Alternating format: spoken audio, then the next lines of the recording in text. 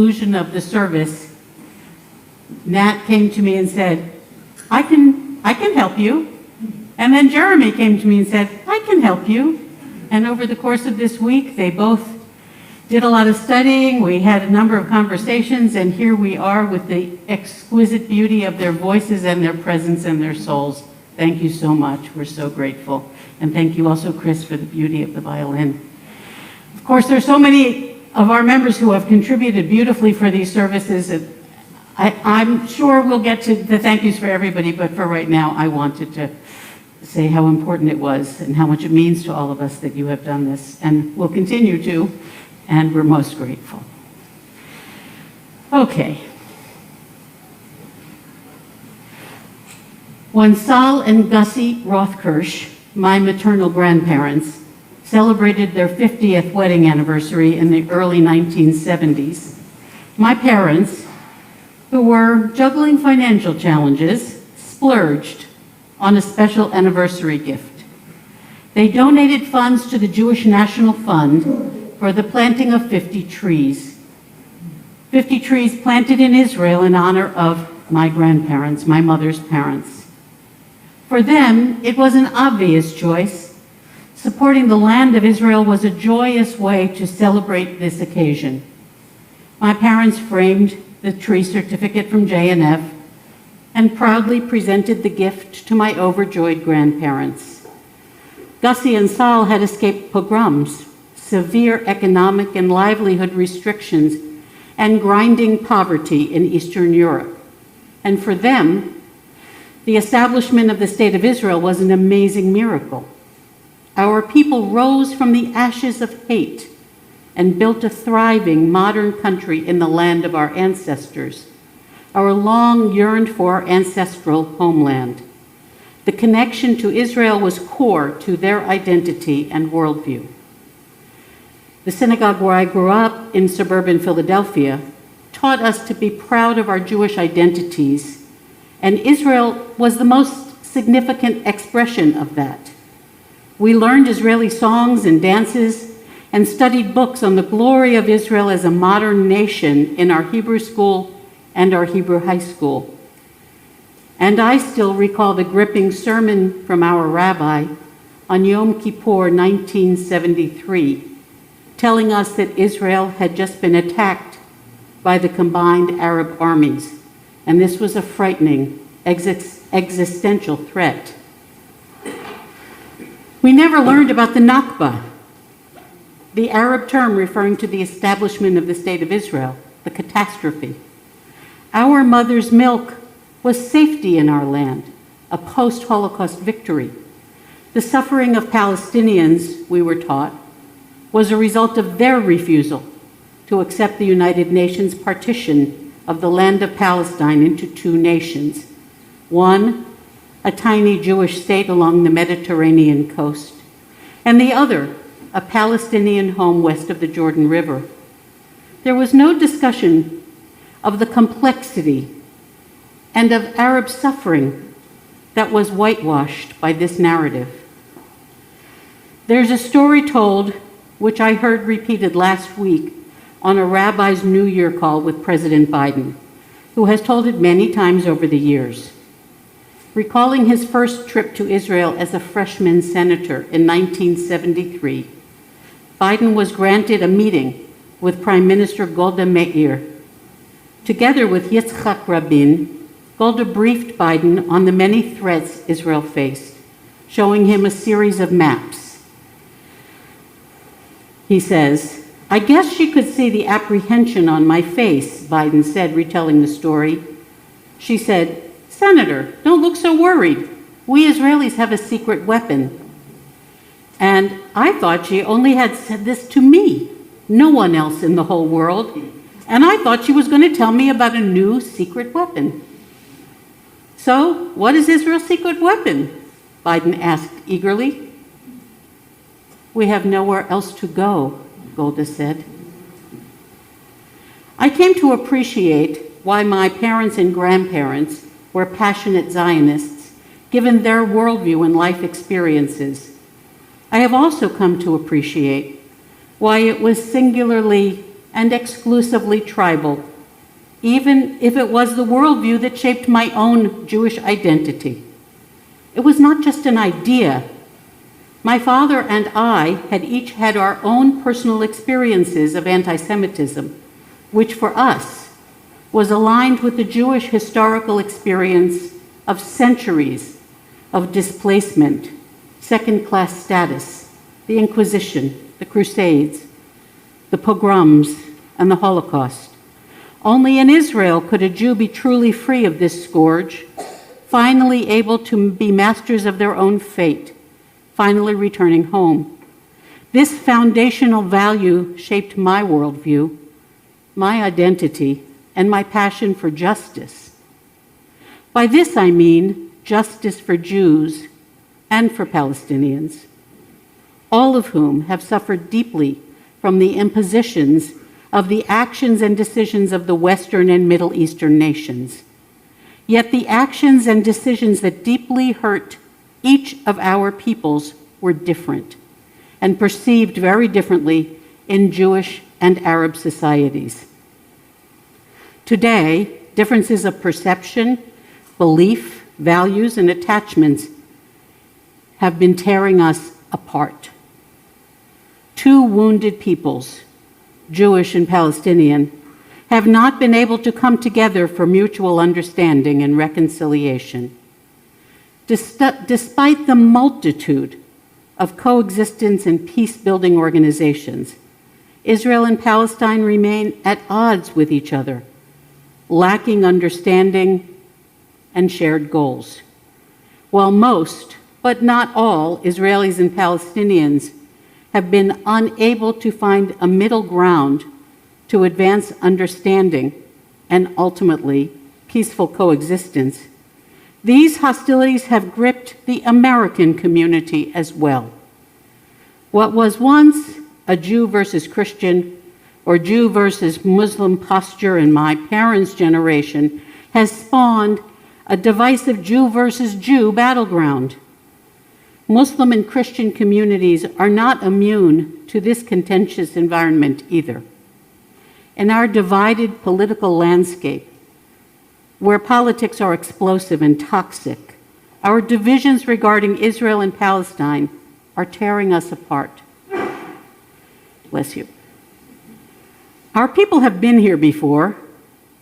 In dark and difficult times, we've split ourselves apart, sometimes with hostility and judgment.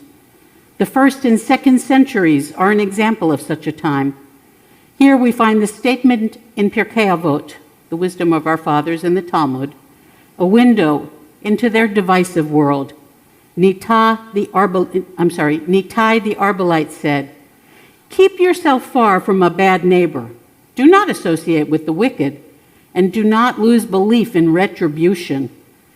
Avot de Rabbi Natan adds this quote to that, "Not even for the purpose of gaining knowledge." This advice was uttered at a time when several sects were in the making, all calculated to undermine the very foundation of Judaism: the Sadducees, the Boethicians, the Hellenists, the Essenes. Many of you may recall the visit to our community in 2018 from the journalist, author, scholar, and teacher, Yossi Klein Halevi. Yossi's life work has been devoted to building bridges, following his upbringing in the hotbed environment of the Jewish Defense League, the JDL, in Brooklyn. Yossi is a senior fellow at the Shalom Hartman Institute in Jerusalem. His last two books were Letters to My Palestinian Neighbor, preceded by Like Dreamers. He also writes for the op-ed pages of leading American newspapers.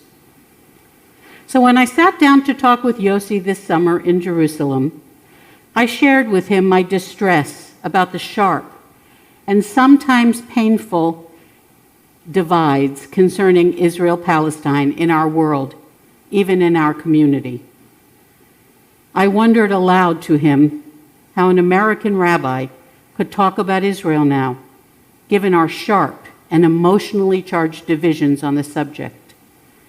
In his wise way, Yossi said to me, This is a bearing of the soul season for us as Jews, an opportunity for cheshbon nefesh, taking account of our soul, our season of truth.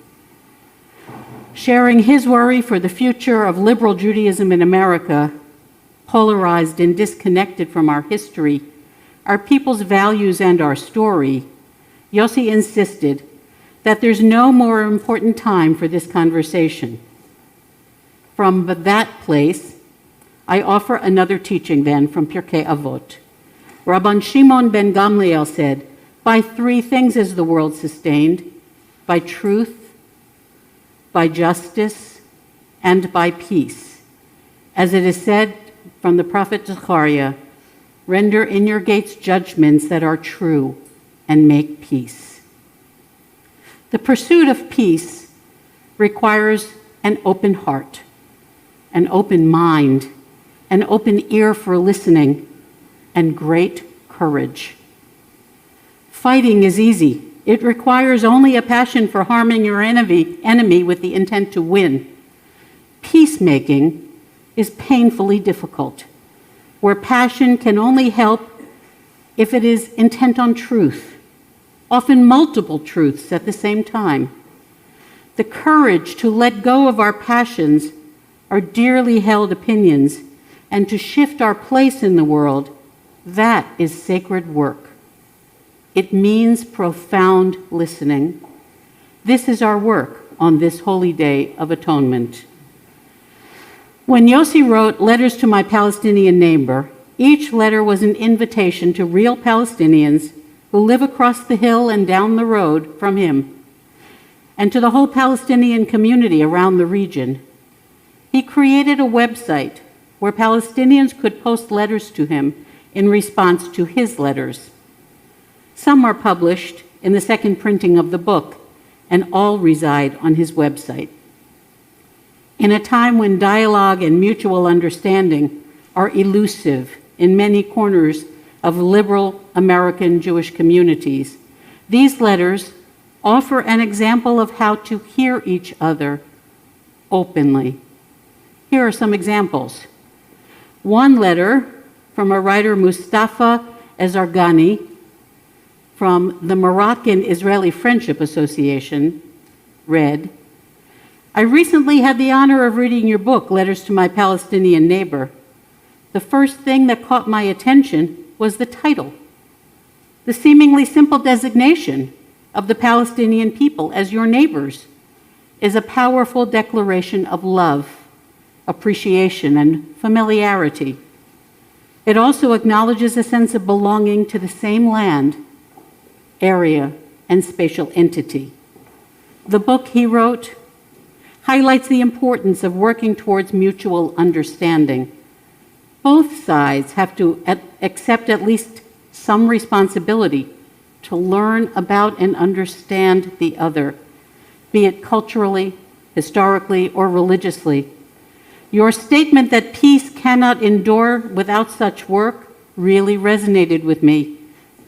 True peace is achieved when individuals change their mindsets and ideas, irrespective of government policies or treaties.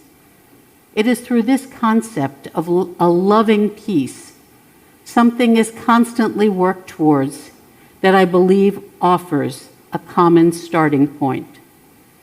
The author of this letter encourages deep self-reflection, adding, quote, love of country should encourage us to discern the better angels of our own identities, bringing about growth and change. Our complex, multifaceted, and often misunderstood lives are indeed entwined. While this letter stands out as a strongly positive reaction to Yossi's plea for mutual understanding, the other view, angry at the tone and content of Yossi's letters, is also prominent. For instance, there's a January 2021 letter from Jashan from Yemen. He wrote, if you were wondering what the author's political stance may be, you need not look beyond the fact that he discusses the Palestinians, or rather addresses the Palestinians, and indeed the wider Arab world, as though it is they who pose an obstacle to peace, whilst writing overtly sympathetically about the Jews. Perhaps this is the reason he addresses only Palestinians and Muslims, rather than both involved parties in the conflict. By the way, my own editorial comment, I don't believe that's what Yossi does, but this is what it was read to be for this person. When discussing the Jews, he goes to some lengths to portray them as the victims, the weaklings, and ultimately on the losing side when it comes to the Palestinians. When it comes to the Palestinians, he only lectures. What justice are you asking, Yossi? Did the Jews ask the Palestinians permission to come and live with them on their land in search of their historical roots? How did they enter Palestine? What did they do in the process of entering the land? And where is the justice in that? The letter challenges Yossi for speaking about, quote, a legitimate destiny, meaning that the Jewish fate to settle on this land is legitimate. But this begs the question, he says, who granted the Jews the legitimacy to proclaim such an alleged destiny on this land? One might ask, who determines that the Zionist project is indeed legitimate? The author of this letter criticizes Yossi, saying, the deployment of emotional literary devices doesn't by any means alter the fact that the conflict is in reality best understood as a series of atrocities, he says. Only God knows what the author's intentions were in writing such a book, he says. The author himself is Jewish, and Jews are well known for their battles with God and God's judgment upon them. To summarize, he says, I don't recommend reading this book to anyone. It is, in my opinion, an attempt at intellectually infiltrating minds. Those whose minds are fragile can be dangerously led astray by such and may even end up fervently defending them. This is very hard to hear. And yet, as Yossi is modeling, it's essential to hear. What if we could turn off the emotional switches that are ignited when we hear passionate words expressed from the other side? Could we find a sacred meeting place in the middle? And how do we get there? Last year, St. Michael's College brought Yossi's dear friend and mine, a co-founder with Yossi of the Muslim Leadership Initiative at the Shalom Hartman Institute, Imam Abdullah Antepli. He came to be the Rabbi Wall Memorial Lecture speaker. Abdullah spoke of the reconciliation between Jews and Christians in the 20th century, given such a hard history.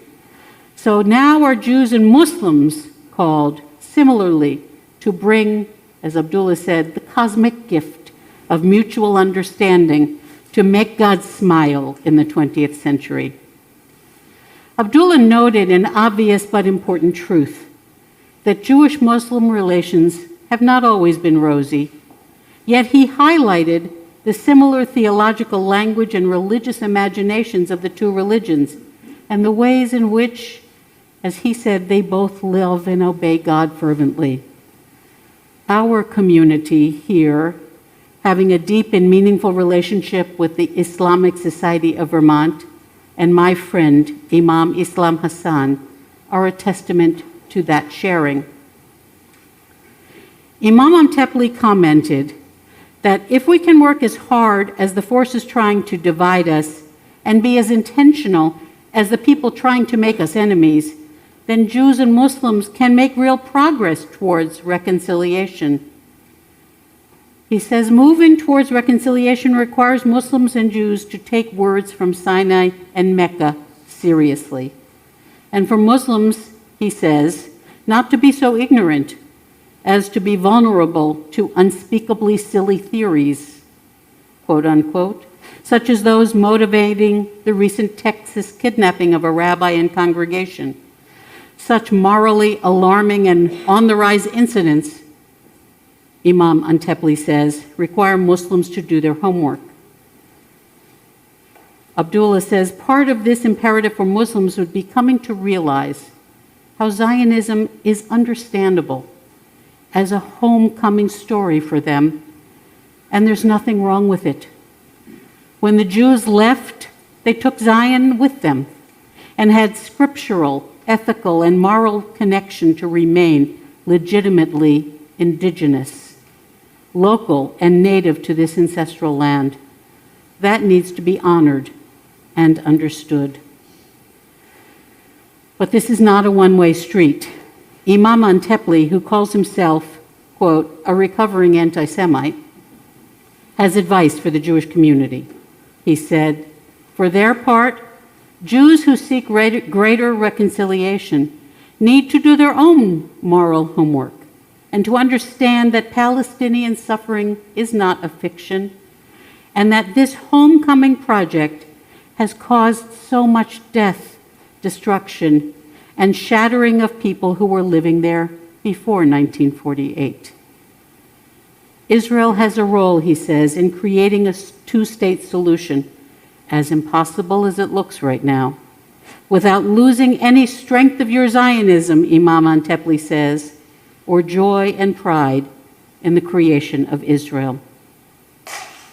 One further reflection from the letters in response to Yossi's, this one from Edward in Egypt, who says, I would contend that in order to make any progress in the conflict, we should forget our past disputes, move past them so that we can stop blaming each other, make decisions based on realistic thinking and not waste any opportunity given to us. Keep religious elements and extremists from both sides of the conflict away, as they are reliably the ones who incite and endanger the peace process. Invite peace organizations and people of influence whose intentions and sense of humanity we trust to take part in these peace negotiations. And finally, Edward from Egypt says, I believe that when both sides profess good faith, express sincere intentions for peace, and start educating their own people to forgive the other and forget the terrible era of destruction from which both have suffered, regardless of who paid a higher price, then progress will be made. This is a message for all of us. Here in our community, many of us are seeking ways to support reconciliation and peace in the Holy Land. When our congregation trip to Israel, when we were on this trip in 2019, we visited a group called Roots in a West Bank community of Arabs and Jews coming together, and we saw their values in action. They live by the ideal that peace will happen when neighbors talk to each other. This year, my prayer is that we may find ways to live those values, to passionately pursue that goal with open hearts and minds in the pursuit of understanding and peace together. And may it be so. Gemar Chatima Tova. Now we return to our service.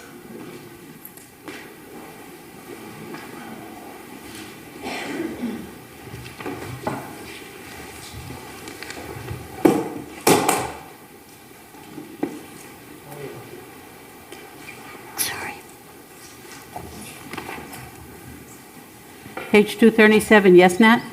Yeah. Thank you, okay. Are we going to give a kavanah? We're going to give a kavanah to start this? Yeah. Mm-hmm. So on the far left, embarrassment not only precedes religious commitment, it is the touchstone of religious existence. What is the truth of being human? The lack of pretension, the acknowledgement of opaqueness, short-sightedness, inadequacy. But truth also demands rising, striving, for the goal is both within and beyond us. The truth of being human is gratitude Its secret is appreciation. Al chet. Now I want to say one more thing. It is the custom when we do the Ashamnu to hit our hearts. And at the moment we were doing it, I didn't say this, but I want to say it now because we're going to be saying these prayers over and over for the next 24 hours. This action during the Ashamnu, for each word that we say, is to awaken us to our own inner selves, to the mistakes we've made that we don't want to notice but we must, to the shortcomings that we need to fix. There is a recent addition to that custom of soothing the heart rather than hitting it. And that soothes us from the memory of all the mistakes we've made and all of the things we wish we had done differently. And so I invite you to choose whichever of those practices you'd like for Ashamnu or for any of our confessions. And now that I've said that, we're moving on to Al Chet on page 237. Al chet shechatanu lefanecha be'ones uvratzon. We have sinned against you unwillingly and willingly, and we have sinned against you through hardening our hearts. We have sinned against you thoughtlessly, and we have sinned against you in idle chatter. We have sinned against you through sexual immorality, and we have sinned against you openly and in private. We have sinned against you knowingly and deceitfully, and we have sinned against you by the way we talk. We have sinned against you by defrauding others, and we have sinned against you in our innermost thoughts. We have sinned against you through forbidden trysts, and we have sinned against you through empty confession.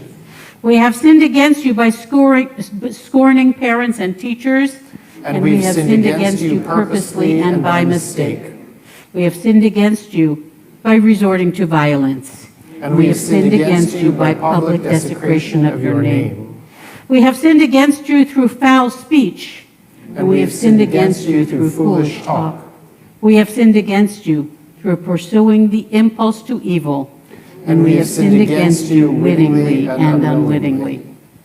Al chet shechatanu lefanecha beyetzer hara, ve'al chet shechatanu lefanecha beyodim uvlo yeodim. Ve'al kulam elos elichot selach lanu mechalanu kaper lanu. We have sinned against you through denial and deceit. And we have sinned against you by taking bribes. We have sinned against you by clever cynicism. And we have sinned against you by speaking ill of others. We have sinned against you by the way we do business. And we have sinned against you in our eating and drinking. We have sinned against you by greed and oppressive interest. And we have sinned against you through arrogance. We have sinned against you in everyday conversation. And we have sinned against you through conspiratorial glances. We have sinned against you through condescension. And we have sinned against you. Al chet shechatanu lefanecha be'enayim ramot, ve'al chet shechatanu lefanecha be'azut metzach, ve'al kulam elos elichot selach lanu mechalanu kaper lanu. We have sinned against you by throwing off all restraint. We have sinned against you by rashly judging others. We have sinned against you by plotting against others. And we have sinned against you through selfishness. We have sinned against you through superficiality. And we have sinned against you through stubbornness. We have sinned against you by rushing to do evil. And we have sinned against you through gossip. We have sinned against you through empty promises. And we have sinned against you through baseless hatred. We have sinned against you by betraying trust. And we have sinned against you by succumbing to confusion. All chechatanu lefanecha bitzumet yad, ve'al chechatanu lefanecha b'timhon levav, ve'al kulam ela selihot selach lanu mechalanu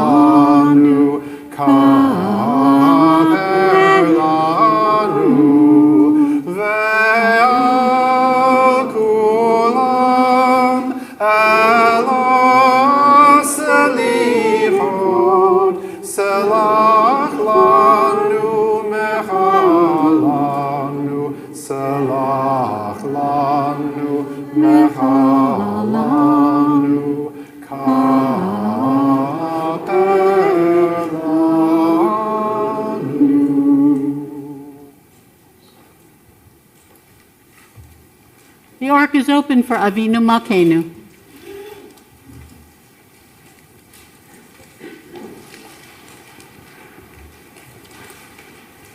We turn to page 244. We begin first in English. Avinu Malkeinu, we have sinned in your presence. Our Creator who blesses us, we have no sovereign but you. Our Redeemer who guards us, act kindly in keeping with your name. You who seek us out and sustain us, make this new year a good one for us. You who are our glory, our Savior, annul every harsh decree against us. Our rescuer, nullify the designs of our foes. Provider, our refuge, rid your covenanted people of disease, war, hunger, captivity, and destruction. You who are our strength, who gives us life, rid us of every oppressor and adversary. You who purify us, have mercy on us. Forgive and pardon all our sins. You who form us and instruct us, return us to your presence fully penitent. You who establish us and provide for us, send complete healing to the sick among your people. Raised us, remember us favorably. 1 second.